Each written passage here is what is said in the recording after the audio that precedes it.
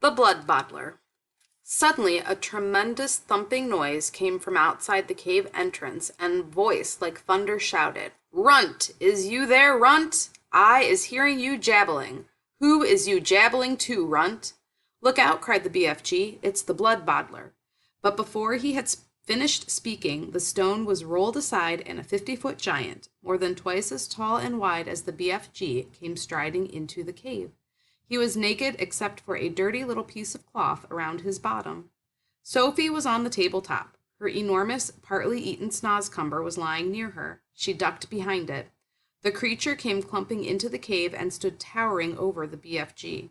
"Who was you jabbling to in here just now?" he boomed.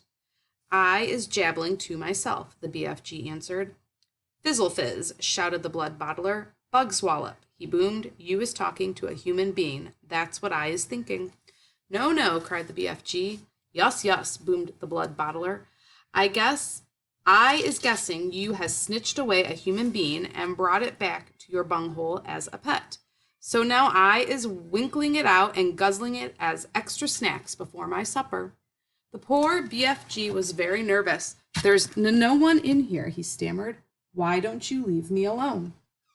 The Blood Bottler pointed a finger as large as a tree trunk at the BFG. "Runty little scum-screwer," he shouted. "Piffling little swish-figgler, squimpy little bottlewort, prunty little pog-swizzler. I is now going to search the primroses." He grabbed the BFG by the arm. "And you is going to help me do it. Us together is going to winkle out this tasteful little human being," he shouted. The BFG had intended to whisk Sophie off the table as soon as he got the chance to hide her behind his back. But now there was no hope of doing this. Sophie peered around the chewed-off end of the enormous snozcumber, watching the two giants as they moved away down the cave. The Blood Bottler was a gruesome sight. His skin was reddish pink. There was black hair sprouting on his chest and arms and on his stomach. The hair on his head was long and dark and tangled. His foul face was round and squashy-looking. The eyes were tiny black holes. The nose was small, but the mouth was huge. It spread right across the face, almost ear to ear, and it had lips that were like two gigantic purple frankfurters lying one on top of the other. Craggy yellow teeth stuck out between the two purple frankfurter lips, and rivers of spit ran down over the chin.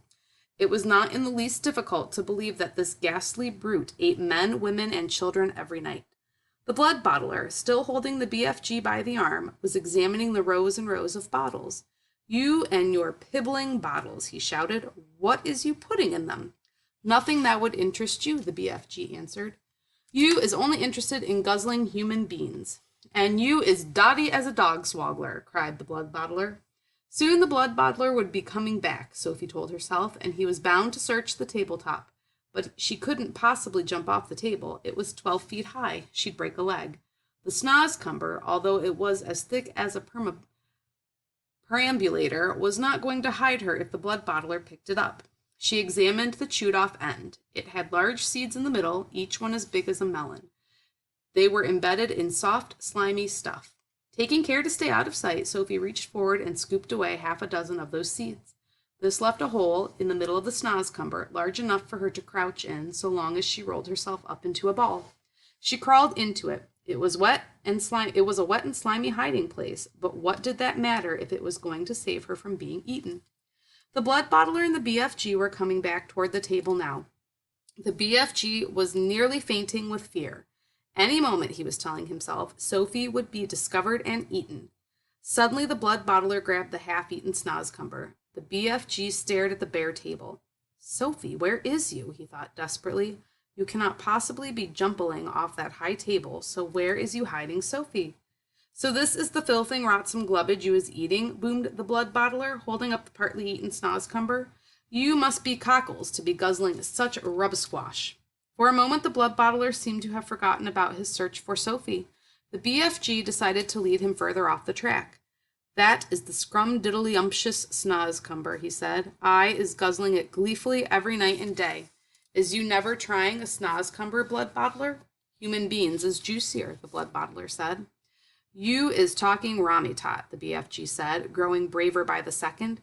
He was thinking that if only he could get the blood bottler to take one bite of the repulsive vegetable, the sheer foulness of its flavor would send him bellowing out of the cave. I is happy to let you sample it, the BFG went on, but please, when you see how truly glumptious it is, do not be guzzling the whole thing. Leave me a little snitchet for my supper. The blood bottler stared suspiciously with small piggy eyes at the snozcumber. Sophie, crouching inside the chewed-off end, began to tremble all over.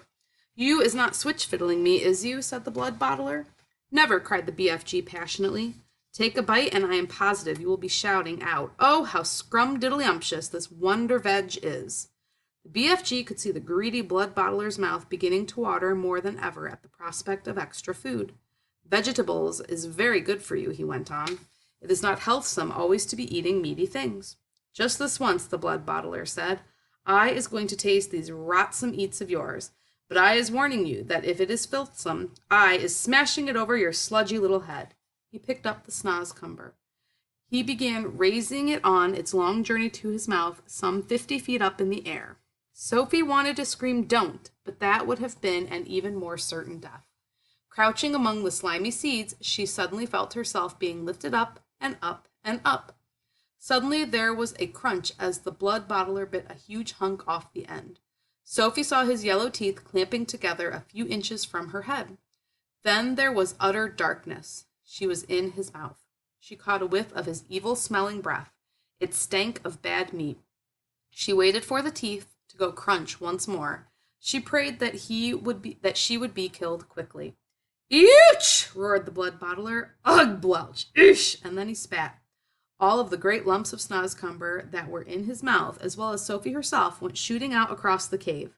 If Sophie had struck the stony wall of the cave, she most certainly would have been killed. Instead, she hit the soft folds of the BFG's black cloak hanging against the wall. She dropped to the ground, half stunned. She crawled under the hem of the cloak, and there she crouched. You little swine bugler, roared the blood bottler. You little pig swiller. He rushed at the BFG and smashed what was left of the snozcumber over his head. Fragments of the filthy vegetable splashed all over the cave. You is not loving it? The BFG asked innocently, rubbing his head. Loving it, yelled the blood bottler. That is the most disgusterous taste that is ever touching my teeth. You must be buggles to be swallowing sludge like that. Every night you could be galloping off happy as a hamburger and gobbling juicy human beans. Eating human beings is wrong and evil, the BFG said. It is guzzly and glumptious, shouted the blood bottler. And tonight I is galloping off to Chile to swabble a few human chili beans. Is you wishing to know why I is choosing Chile? I do not wish to know anything, the BFG said, very dignified. I is choosing Chile, the blood bottler said, because I is fed up with the taste of Eskimos. It is important I has plenty of cold eats in this scuttling hot weather, and the next coldest thing to an Eskimo is a chili bean. Human beans from Chile is very chilly. Horrible, the BFG said. You ought to be ashamed. Other giants is all saying they is wanting to gallop off to England tonight to guzzle school childers, the blood bottler said. I is very fond indeed of English school chidlers. They has a nice inky booky flavor. Perhaps I will change my mind and go to England with them. You is disgusting, the BFG said. And you is an insult to the giant peoples, shouted the blood bottler. You is not fit to be a giant. You is a squinky little squiddler. You is a pibbling little pitsqueak. You is a cream puff nut. With that, the horrible blood-bottling giant strode out of the cave. The BFG ran to the cave entrance and quickly rolled the stone back into place. Sophie, he whispered. Sophie, where is you, Sophie? Sophie emerged from under the hem of the black cloak. I'm here, she said. The BFG picked her up and held her tenderly in the palm of his hand. Oh, I is so happy to be finding you all in one lump, he said. I was in his mouth, Sophie said. You was what? Cried the BFG. Sophie told him what had happened. And there I was, telling him to eat the filthsome snozcumber, and you was all the time inside it, the BFG cried. Not much fun, Sophie said. Just look at you, you poor little chitter, cried the BFG. He was all covered in snozcumber and giant spit. He set about cleaning her up as best as he could. I is hating those other giants more than ever now, he said. You know what I would like? What? Sophie said. I would like to find a way of disappearing them, every single one. I'd be glad to help you, Sophie said. Let me see if I can't think up a way of doing it.